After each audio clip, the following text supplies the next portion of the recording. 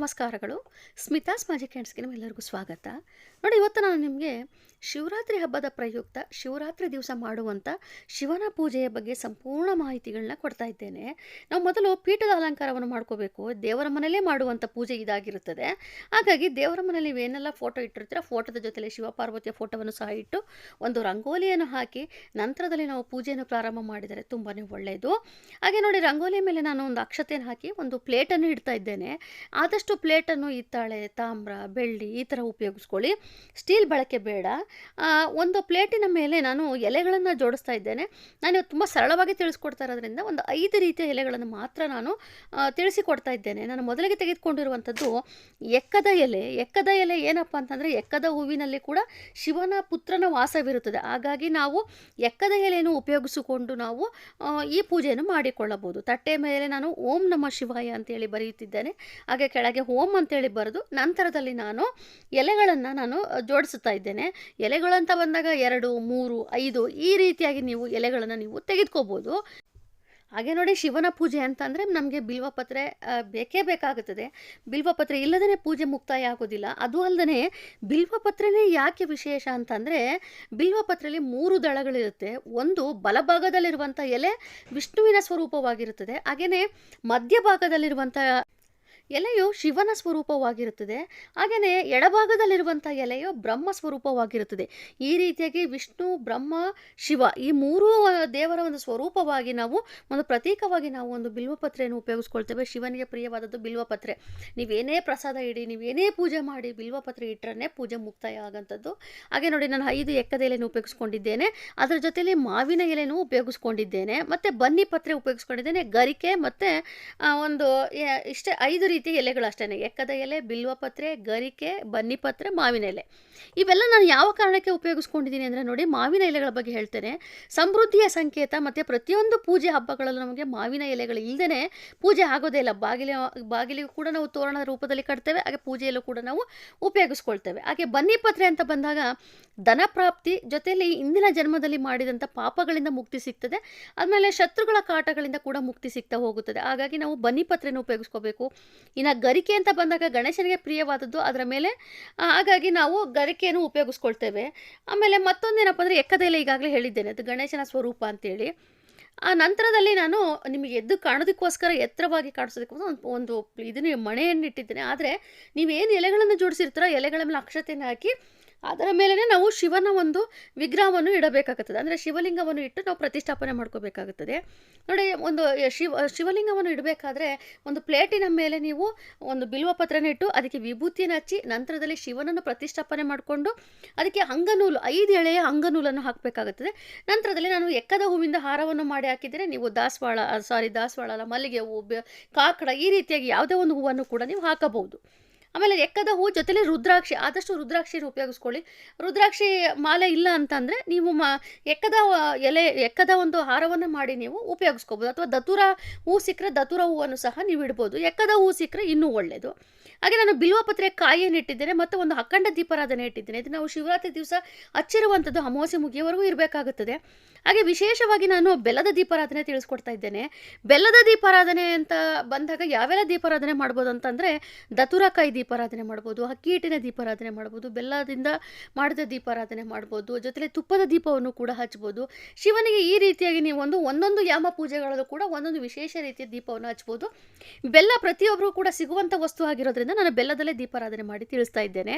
ಅದು ಅಲ್ಲದೆ ನನಗೆ ಈ ಬಾರಿ ದತುರಕಾಯಿ ಕೂಡ ಸಿಕ್ಕಿಲ್ಲ, ಹಾಗಾಗಿ ನಾನು ಅಷ್ಟರ ಮಟ್ಟಿಗೆ ಇಟ್ಟಿದ್ದೇನೆ. ಹಾಗೆ ಒಂದು ದೀಪದ ಮಧ್ಯದಲ್ಲಿ ಒಂದು ರುದ್ರಾಕ್ಷಿಯನ್ನು ಸಹ ಇಟ್ಟಿದ್ದೇನೆ. ಇನ್ನು ಪ್ರಸಾದ ಅಂತ ಬಂದಾಗ ಬ್ಯಾಲದಣ್ಣು ಅಂದರೆ ಉಡ್ಡೆ ಆ್ಯಪಲ್ ಅಂತಲ್ಲ, ಅದು ಕೂಡ ಶಿವನಿಗೆ ಪ್ರಿಯವಾದದ್ದು, ಅದನ್ನು ಸಹ ಇಡ್ಬೋದು. ಅದ್ರ ಜ್ಯೂಸ್ ಮಾಡಿ ಇಡಿ, ತುಂಬ ಒಳ್ಳೆಯದು. ನಾನು ಹಾಗೆ ಇಟ್ಟಿದ್ದೇನೆ. ಆಮೇಲೆ ಬಿಲ್ವಪತ್ರೆ ಕಾಯಿ ಇಟ್ಟಿದ್ದೇನೆ. ಮಸ್ಕ್ ಮೇಲೆ ನಾನು ಕರ್ಬೂಜದ ಹಣ್ಣು, ಹಾಗೆಯೇ ಬಾಳೆಹಣ್ಣಿಗೆ ನಾನು ಜೇನುತುಪ್ಪವನ್ನು ಹಾಕಿಟ್ಟಿದ್ದೇನೆ. ಇದಿಷ್ಟೇ ಪ್ರಸಾದ, ಯಾಕಂದರೆ ಶಿವರಾತ್ರಿಯಿಂದ ಉಪವಾಸವಾಗಿರುತ್ತದೆ. ಇದಿಷ್ಟು ಪ್ರಸಾದವಾಗಿ ಇಟ್ಟಿರುವಂಥದ್ದು. ಇಷ್ಟೇ ಪೂಜೆಯ ಒಂದು ಸಿದ್ಧತೆ ಅಂದರೆ ಇಷ್ಟರ ಮಟ್ಟಿಗೆ ಅಷ್ಟೇ ಇರುವಂಥದ್ದು.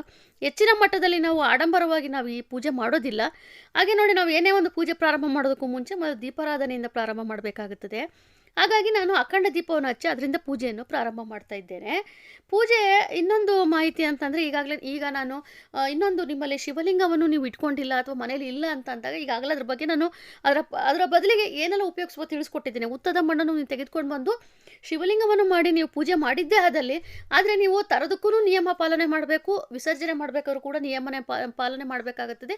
ಯಾವುದೇ ರೀತಿಯ ತಪ್ಪುಗಳಾಗಬಾರ್ದು, ಅದೊಂದು ನಾವು ಗಮನದಲ್ಲಿ ಇಟ್ಕೊಳ್ಳೇಬೇಕಾಗುತ್ತದೆ.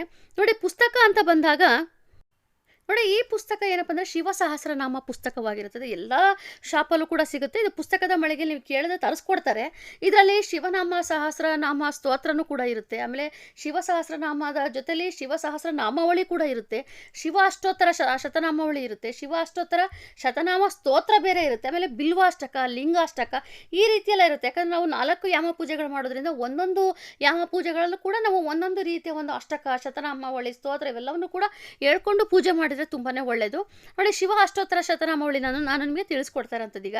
ಹಾಗೆಯೇ ನೋಡಿ, ಬಿಲ್ವ ಪತ್ರೆಯನ್ನು ನಾವು ಅರ್ಚನೆ ಮಾಡಬೇಕಾದ್ರೆ ಯಾವ ರೀತಿ ನಾವು ಅದನ್ನು ನಾವು ದೇವರಿಗೆ ಇಡ್ತಾ ಹೋಗಬೇಕು ಅಂದರೆ, ಶಿವಲಿಂಗದ ಬಳಿ ಮೊದಲು ನಾವು ಚರಣಗಳಿಂದ ಪ್ರಾರಂಭ ಮಾಡಬೇಕು.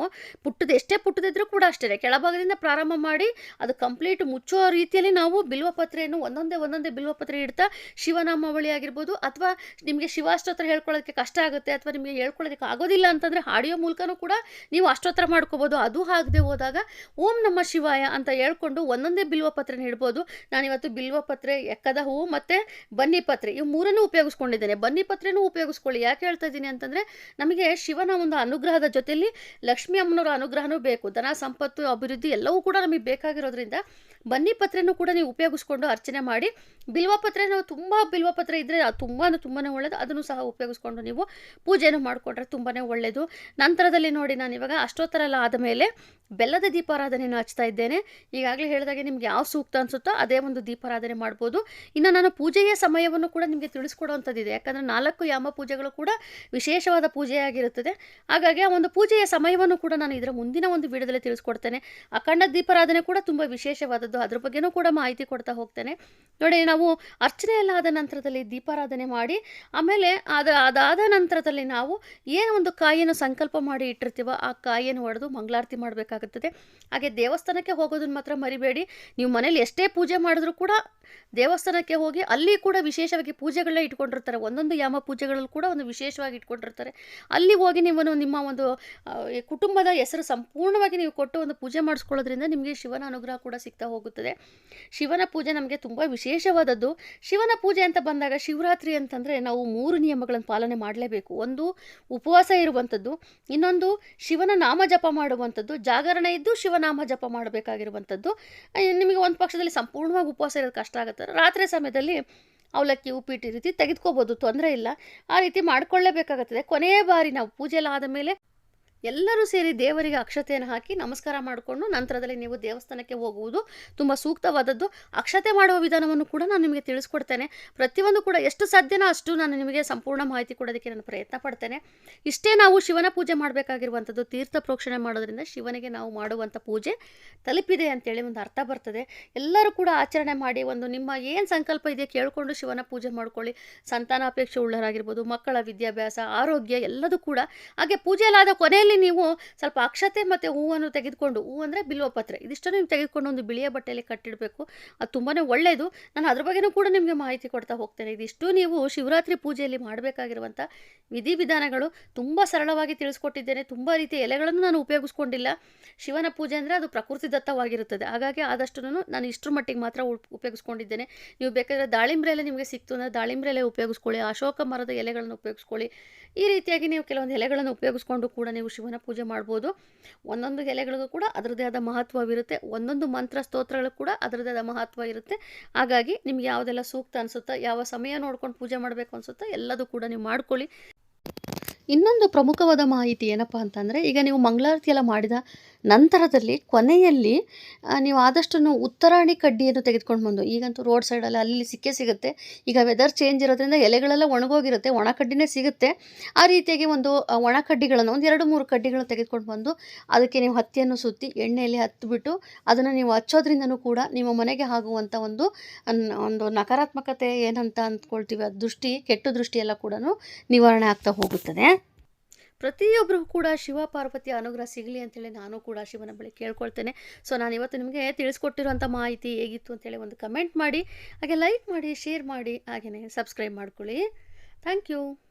ಹಾಗೆಯೇ ಬಿಲ್ವಪತ್ರಕಾಯಿ ನೀವು ಕೇಳ್ಬೋದು ಏನಕ್ಕೆ ಇಟ್ಟಿದ್ದೀರಿ ಅಂತೇಳಿ. ಬಿಲ್ವಪತ್ರಕಾಯಿ ಶಿವನಿಗೆ ಪ್ರಿಯವಾದದ್ದು. ನೀವು ಪೂಜೆ ಎಲ್ಲ ಆದಮೇಲೆ ನೀವು ಆ ಬಿಲ್ವಪತ್ರಕಾಯಿಯನ್ನು ನೀವು ಕೆಲವೊಬ್ರು ಅದು ಶುಗರ್ ಕಂಟ್ರೋಲ್ ಮಾಡೋದಕ್ಕೋಸ್ಕರ ಉಪ್ಪಿನಕಾಯಿ ಈ ರೀತಿಯಲ್ಲಿ ಬಳಕೆ ಮಾಡ್ತಾರೆ, ಅಥವಾ ಕೆಲವೊಬ್ರು ಅದನ್ನ ಚಟ್ನಿ ಮಾಡ್ಕೊಳ್ತಾರೆ. ಹಾಗೆಯೇ ಇವತ್ತಿನ ಒಂದು ವಿಡಿಯೋಗೆ ಸಬ್ಸ್ಕ್ರೈಬ್ ಮಾಡ್ಕೊಳ್ಳೋದು ಮಾತ್ರ ಮರಿಬೇಡಿ. Thank you.